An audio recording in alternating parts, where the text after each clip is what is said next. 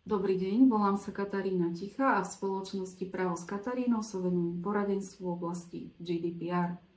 Monitorujete pravidelne a systematicky dotknuté osoby vo veľkom rozsahu? Spracúvate osobitné kategórie osobných údajov vo veľkom rozsahu? Viete, že v tom prípade ste povinní určiť zodpovednú osobu?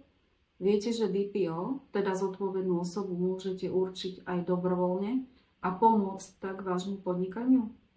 Získajte pre vašu firmu konkurenčnú výhodu, nechajte si pomôcť z GDPR a využite moje služby DPO.